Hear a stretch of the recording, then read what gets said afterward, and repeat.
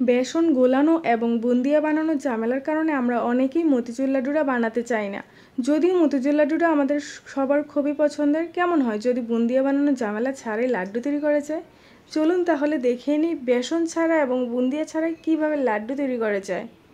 লাড্ডু বানানোর জন্য আমি এখানে মুগ ডাল নিয়েছি। এখন আমি ডালগুলোকে 1 ঘন্টার জন্য ভিজিয়ে রেখে দেব। মুগ ডাল তাই ভিজতে বেশি সময় লাগে না, তাই আমি 1 ঘন্টার জন্য ভিজিয়ে রেখে দিচ্ছি। এখানে যদি বুটের ডাল আপনারা নেন তাহলে 1 ঘন্টার জায়গায় 4 ঘন্টা ভিজিয়ে রাখতে হবে। ডালগুলো ভালো করে ধুয়ে এগুলো ভালো করে জল ঝরিয়ে নিতে হবে। জল ঝরানো হয়ে গেলে এগুলো আমি একটা ব্লেন্ডারে দিয়ে ব্লেন্ড করে নেব। এই যে সবগুলো ডাল আমি ব্লেন্ডারে দিয়ে দিচ্ছি। এটা এমনভাবে ব্লেন্ড করতে হবে যাতে গোটা গোটাও না থাকে, আবার একবারে মিশ হয়ে না যায়। আমি ঠিক এমনভাবেই ব্লেন্ড করেছি।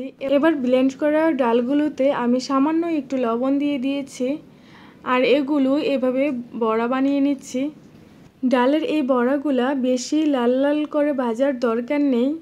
এই যে এমন এক পাশ একটু ভাজা হয়ে গেলেই আমি উল্টে পাল্টে এগুলো ভেজে নিচ্ছি।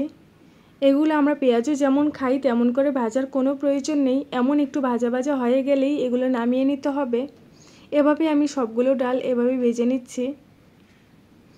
এই যে আমার ডালের বড়াগুলো দেখতে ঠিক এমনটা হয়েছে, এভাবেই ভেজে নিতে হবে। এবার এই বড়াগুলোকে আমি 3-4 ভাগ করে নিচ্ছি ব্লেন্ডারে আবার ব্লেন্ড করার জন্য। এগুলো সবগুলো এভাবেই আমি টুকরো টুকরো করে নিব। এই যে আমার সবগুলো এমন টুকরো টুকরো করা হয়ে গিয়েছে। এবার আমি এগুলো আবারও ব্লেন্ডারে ব্লেন্ড করে নিব। একেবারে গুঁড়া করে ফেলবো না, আবার দানাগুলো গোটা গোটাও রাখবো না। এই যে ঠিক এভাবে সবগুলো বড়া এভাবে ব্লেন্ড করে নিব। এগুলো দেখতে ঠিক এমন ব্রেড ক্রামসের মতো হবে।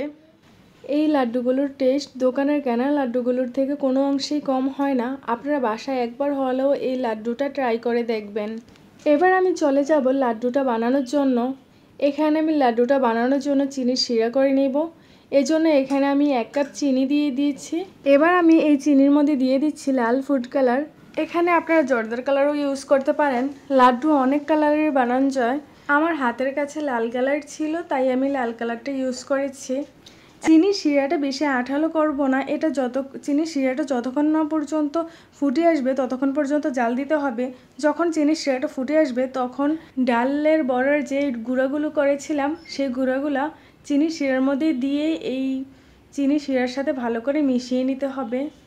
এগুলো অনবরত নাড়তে হবে। যখন নাড়তে নাড়তে যখন দেখবেন যে আঠালো একটা ভাব চলে আসছে তখন বুঝতে হবে যে লাড্ডু তৈরি করার জন্য এগুলো পারফেক্ট হয়ে গেছে। আমার এগুলো হয়ে গিয়েছে, এখন আমি এগুলো নামিয়ে নিচ্ছি। সবগুলো এভাবে প্লেটে নামিয়ে নেওয়া হয়ে গেলে এগুলো লাড্ডু আকারে শেপ দিয়ে বানাতে হবে। এই যে এভাবে হাতের সাহায্যে লাড্ডু বানিয়ে নিতে হবে।